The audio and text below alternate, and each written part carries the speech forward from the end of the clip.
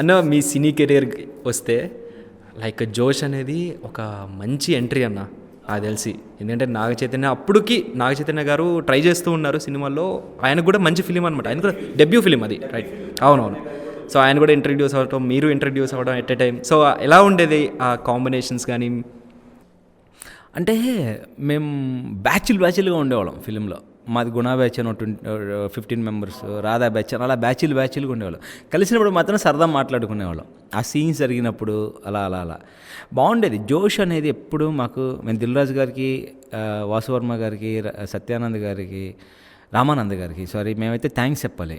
ఎందుకంటే సంజు, మనం ఏ ఇన్స్టిట్యూట్కి వెళ్ళినా we have to pay something for that, lakhs of money ఎంత ఉంటుంది. మాకు ఆడిషన్స్ పెట్టి సెలెక్ట్ చేసి ఒక 40 days క్లాసులు రన్ చేసి మమ్మల్ని షూటింగ్ తీసుకెళ్ళారు. అంటే మమ్మల్ని సెలెక్ట్ చేశారు, మాకు ఆడిషన్, మాకు క్లాసెస్ జరిగినాయి, 1 month క్లాసెస్. యాజ్ అన్ యాక్టర్గా మల్టిపుల్ ఎమోషన్స్ చెప్పిస్తూ ఉండేవాళ్ళు. ఇమ్మీడియట్గా షూట్కి వెళ్ళాం. మనం ఏ ఇన్స్టిట్యూట్కి వెళ్ళినా వాళ్ళు మనకి ఆపర్చునిటీ ఏమి ఎవరు నేర్పించి పంపిస్తారు అంతే. కానీ మాకు ఇది చాలా ప్లస్ అయింది.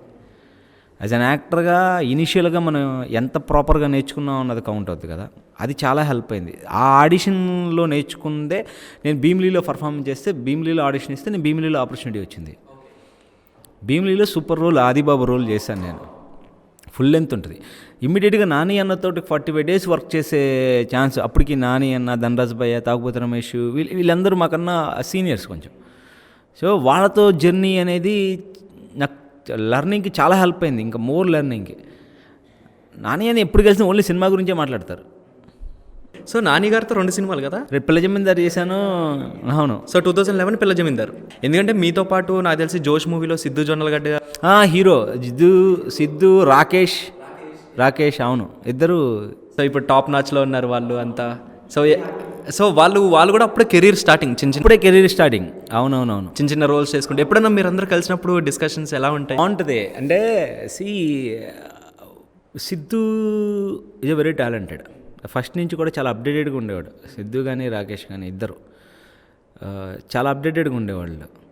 సో తను ఓన్గా నాకు సిద్ధుని చూస్తే చాలా హ్యాపీ అనిపిస్తుంది, ప్రౌడ్ అనిపిస్తుంది. ఎందుకంటే తను నిలబడ్డాడు.